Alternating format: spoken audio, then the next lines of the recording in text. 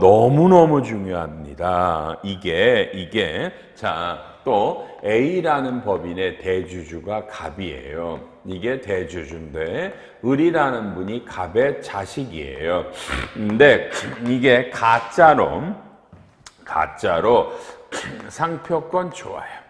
상표권 같은 걸 있다 그래서 법인이 그냥 자 을에게 뭐 좋아 10억 원을 상표권을 이용하는 대가로 줬다 그럴게요. 대가로 줬다. 자 이제 가짜란 말이에요. 자 이런 가치도 없는 거에 따라 준 것처럼 했어요. 했을 때 이게 세무조정으로는요. 그렇죠? 이게 당연하게 이게 특수관계인입니다. 을도 그래서 이건 부당행위이기 때문에 이걸 비용 잡았으면 그냥 손금불산이 10억 원. 그렇죠? 그리고 이게 우리 주주의 아들이니까 기타소득입니다. 기타소득으로 해서 국세청에서 법인에 대해서는 10억에 대한 과세를 했고 개인은 기타 소득으로 을에게 소득세를 추징했고요. 이게 또한 회사의 횡령으로 걸린 거예요. 이게 정말 어려운 게 누가 이게 문제가 삼았나요? 이게 그래서 횡령으로 형사 재판이 이루어졌어요. 횡령으로 걸린 거예요. 대부분은 세법에서 끝나는데 딱 논란이 돼서 횡령으로 가서 형사재판이 돼요. 그러니까 을이 아이고 큰일 났네. 세금만 내면 되는 줄 알았더니 이제 형사적인 처벌을 지니까 갑이 요 10억 원에 대한 돈을 회사에 반환을 했어요. 반환을 했어요. 그죠? 반환을 했으면 우리도 일단 잡아요. 뭐 반환하더라도 횡령이라는 게 없어지진 않지만 정상 참작이 되겠죠. 그 문제는 이렇게 되면 우리가 기존에 유권 해석이 있는 거 알고 계셨죠? 제가 원천세 할 때마다 얘기하지만 이렇게 횡령, 이게 특히 제가 할 때는요 주로 뇌물을 얘기를 해요. 뇌물. 소득세법에서 뇌물을 받았다.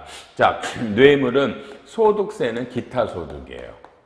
그리고 형사처벌을 받죠. 그래서 이 뇌물이 이게 국고로 추징이 됐어요. 그러면 자 실제로 여러분 소득세법에서는 뇌물을 가져간 게 없잖아요. 국고에 추징이 됐으니까 그럴 때는요, 그죠? 이게 먼저 국세청은 기타 소득 과세를 해서 세금을 추징했는데 나중에 이 국고로 추징이 되면 이게 이 사람이 가져간 게 없으니까 이분이 국세청을 상대로 이게 후발적 경정 청구.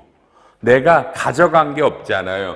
그러면 이걸 경정 청구로 돈을 돌려줬단 말이에요. 세금은.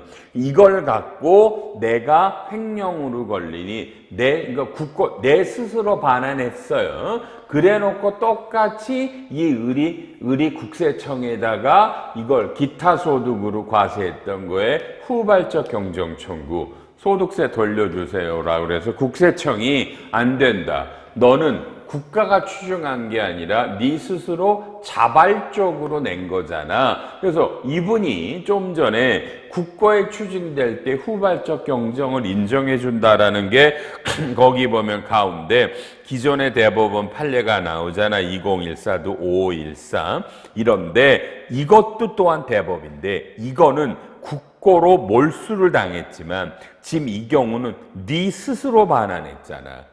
그리고 여기에 대한 어떤 형량의 감소를 목적으로 한 거잖아. 이거는 후발적 경정이 아니랍니다. 전 이거 돌아버리는 줄 알았어요, 이거.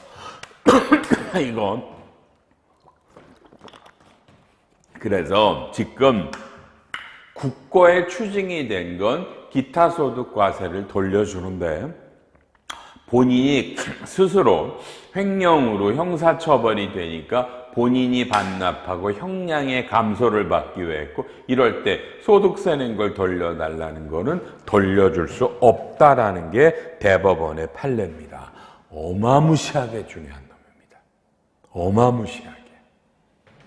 이런 것들 잊지 마요. 여러분, 우리나라 어떤 교육기관이 이렇게 연도 중에 이런 중요한 놈들을 여러분들에게 알려주는 교육기관은 저희밖에 없잖아요. 힘드시더라도, 그렇죠? 다 무료잖아요. 이런 거 다 보실 수 있잖아. 알았죠? 많은 분들이, 근데 문제 잘 안 보시네요. 제발 좀 보세요. 많이들 보세요.